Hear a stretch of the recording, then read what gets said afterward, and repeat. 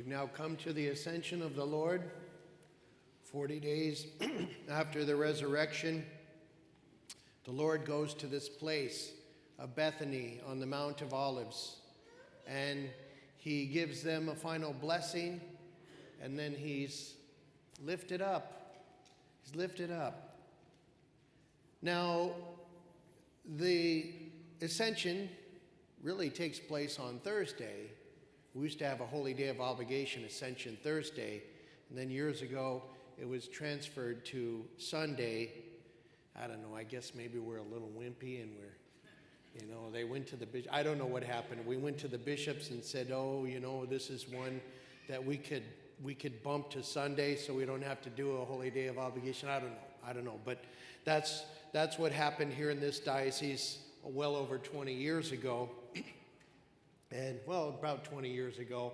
And so we celebrated on the Sunday following the fifth Sunday of Easter. And the Lord, he gathers his disciples together, and they meet in this place called Bethany, the Mount of Olives. Really, it's just east of Jerusalem.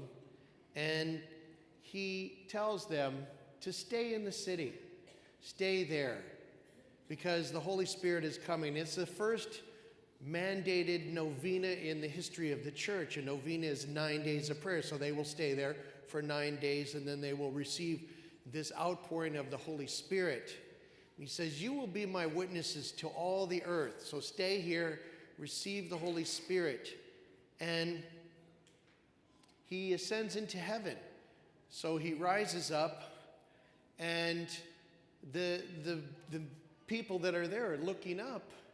And then these angels appear and say, men of Galilee, why are you standing there looking into the sky? Jesus will come back the same way that he left. And the 2 times that I have been to the place, the Chapel of the Ascension, I purposely look up in the sky because the angel said he will come back the way he left. And you're like, well, will I be there at the time of his return? I don't know, but I'm looking up in the sky, wondering. It's an amazing place. See, this is the Mount of Olives, and the church fathers look at it as such that Jesus, who symbolizes in his flesh the Mount of Olives, because the olive is the flesh of the tree. And when that olive is pressed, those really high quality olives, they're pressed, they give forth this fluid, this oil of gladness. And Jesus was pressed when he went to his passion.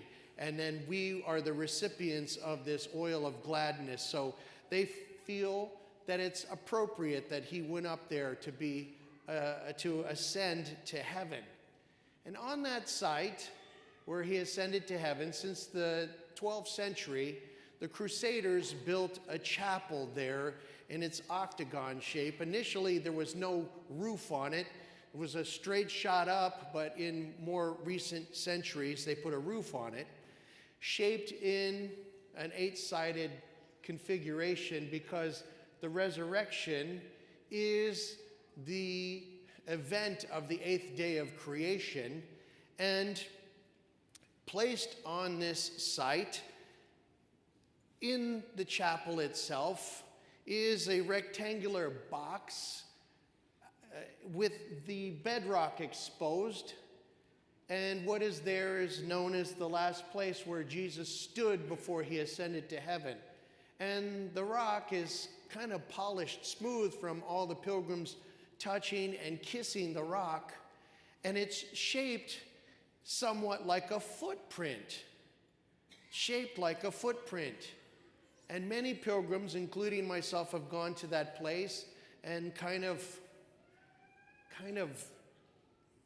were in awe over, wow, this was the place where Jesus essentially left his footprint and ascended to the Father.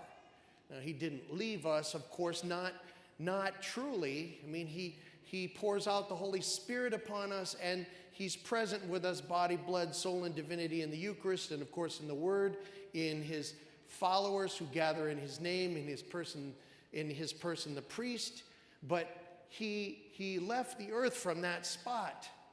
And there's a footprint of sorts there, and people come and reverence the footprint. It's a special place of reverence.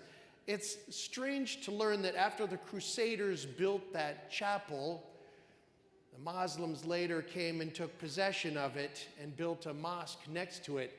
It's still in the possession of the Muslims. The ones that own it, the ones that have that property, are very generous in letting us come and use it, and they haven't damaged the chapel, they haven't defaced the rock or anything like that. Other parts of the Holy Land, that is not the case. But we can go there, the Eastern Church can celebrate the Feast of the Ascension, and so can the Western, both the Orthodox and the Western Roman Catholic Church can celebrate Masses there. It's a special place. It's a footprint of sorts in the shape of that rock where Jesus ascended. And we think about the footprint that the Lord left upon this earth. They refer to us now, those who are earth conscious. We used to call it ecology when I was back in grade school in the 70s, ecology. We had all these little stickers with the E on them, and it is kind of morphed into some other things.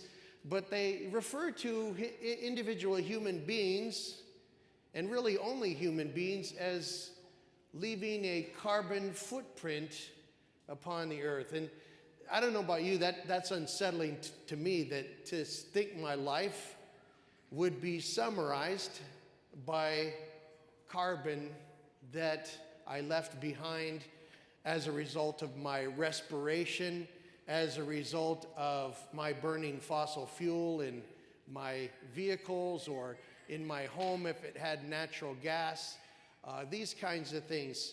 And to refer it as, a carbon footprint, it's not so pleasant to me.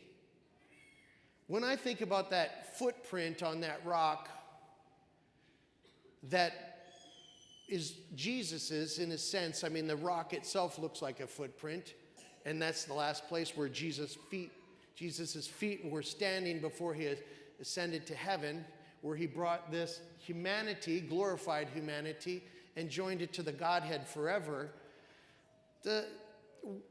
Think about the footprint that he left behind, his legacy that persists even to the present day.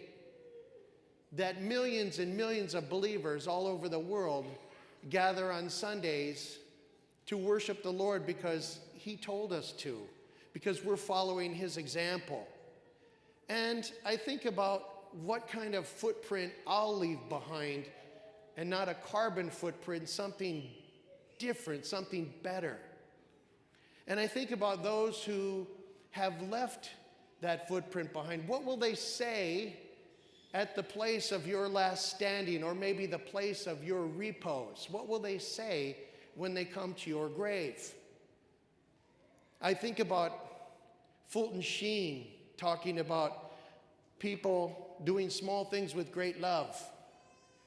I remember he shared that he heard of this doctor. I don't remember if he worked in Latin America or if he worked in Latino neighborhoods in the United States. His name was Dr. Updike. And he felt this special call from God to serve the poor. He was scheduled to marry, but after further discernment, he called off the wedding, and he devoted himself completely to giving medical services to those who could not afford them. People said he just worked hours and hours, and he poured himself out for these people that he ministered to all the way till the end of his life. And Fulton Sheen said they didn't know how they would honor him. He had given himself totally to the sake of the kingdom and in the purpose of helping other people. And they took the sign down from his practice, and they said, "This is how we will honor him." And it said, "Dr. Updike, upstairs." He left that footprint here. So that's what they said about him after he was gone. He left that footprint.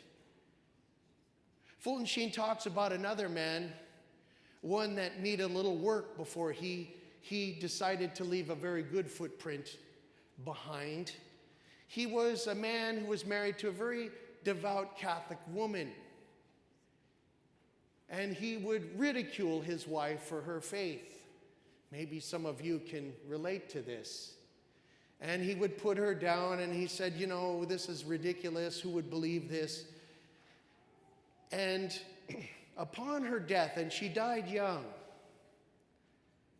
she had done incredible works of penance and mortification for this man, her husband, even to the point of wearing a hair shirt.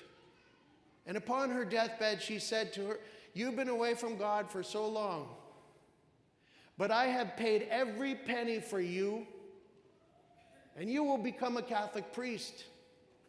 He just laughs at her. He says, "You got to be kidding. I'm not even a believer."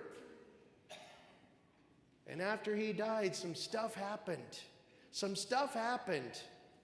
And I believe he became a Dominican priest, and a very good one. A very good one.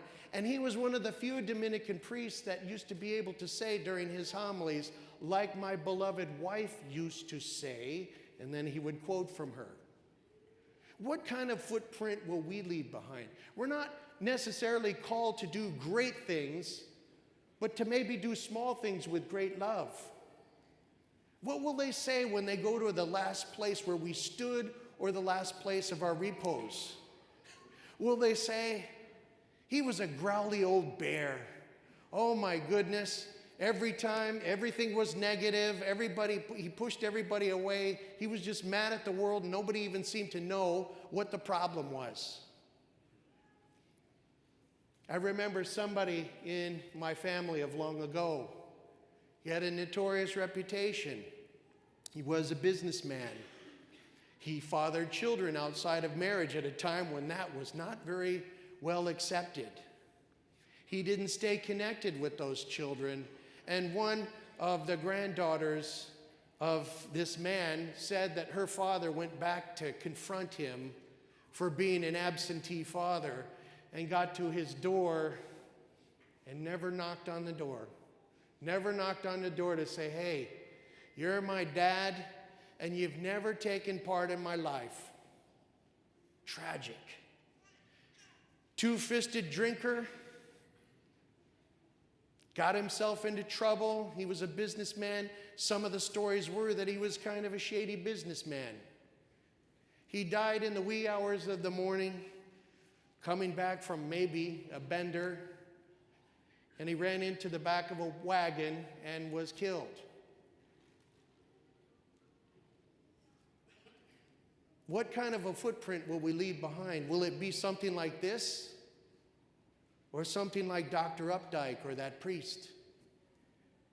Friends, this is a question to ask ourselves as we receive the most holy sacrament of the altar, the one who ascended to heaven, the one that said, "Wait for 9 days for the Holy Spirit," because the Holy Spirit is going to give you what you need.